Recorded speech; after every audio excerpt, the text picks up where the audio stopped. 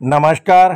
मी आहे आपला मित्र डॉक्टर आंबेजोगाईकर आणि आपण पाहत आहात अग्निबाण लाईव्ह न्यूज चॅनल। आपल्यासमोर जो व्हिडिओ सुरू आहे तो आहे यवतमाळ जिल्ह्याच्या उमरखेड शहरातील आणि या ठिकाणी आज 5 डिसेंबर 2024 रोजी राज्याचे मुख्यमंत्री म्हणून देवेंद्र फडणवीस साहेब आज शपथ घेत आहेत आणि त्यांच्यासोबत एकनाथ शिंदेजी आणि अजित पवार हे सुद्धा उपमुख्यमंत्री पदाची शपथ घेणार आहेत आणि तो सोहळा उमरखेड शहरामध्ये मोठ्या आनंदाने आज साजरा केला जात आहे आणि त्या ठिकाणी उमरखेडमधील भारतीय जनता पक्ष आणि त्यांच्या मित्र पक्षाचे महायुतीचे पदाधिकारी या ठिकाणी हा सोहळा पाहण्यासाठी आज माहेश्वरी खुले नाट्यगृहाच्या पटांगणामध्ये या ठिकाणी आज हजर झालेले आहेत आणि या ठिकाणी आतिषबाजी लाडूचे वाटपसुद्धा या ठिकाणी होणार आहे आणि ह्या मंगलमय सोहळ्याचे साक्षीदार होण्यासाठी ह्या ठिकाणी सर्व पदाधिकारी आणि नागरिक जमा झालेले आहेत आणि या प्रसंगी यवतमाळ जिल्हा समन्वयक नितीनजी भुतडा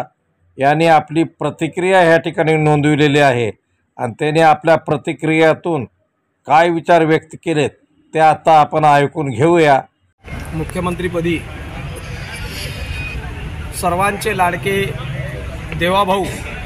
हे विराजमान होत आहे आणि समस्त महाराष्ट्रातील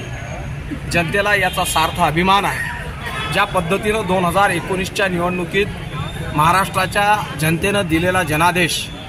हा शिवसेनेनं त्यावेळी पायदळी तुडवला आणि विरोधी पक्षासोबत जाऊन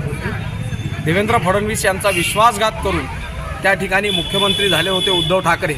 ही खऱ्या अर्थानं महाराष्ट्राच्या जनतेने त्यांना दिलेली चपराक आहे। त्यांना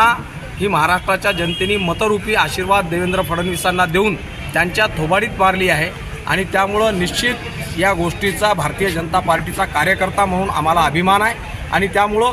आज उमरखेडमध्ये हा आनंदोत्सव या ठिकाणी साजरा होत आहे। आज देवेंद्रजी मुख्यमंत्रीपदाची शपथ घेत असताना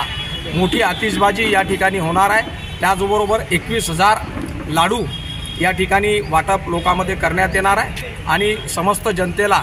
या ठिकाणी आज हा लाईव्ह कार्यक्रम बघण्याची व्यवस्था देखील करण्यात आलेली आहे। त्याचबरोबर माहूरच्या रेणुका देवीला मी त्या ठिकाणी साकडं घातलं होतं की देवेंद्रजींना परत मुख्यमंत्रीपदी विराजमान केल्यास मी उमरखेडवरून पायी आपल्या दर्शनाकरता येईल आणि त्याचबद्दल मी उद्याला सकाळी 6 वाजता या ठिकाणाहून सगळ्या कार्यकर्त्यासह माहूरच्या देवीच्या दर्शनाकरता माझं साकडं त्या ठिकाणी देवीनं पूर्ण केलं आहे आणि त्यामुळं देवीनं साकडं पूर्ण केलं आहे। त्यामुळं देवीच्या दर्शनाकरता उद्या सकाळी पायी दिंडीद्वारे माहूरला जाणार आहे।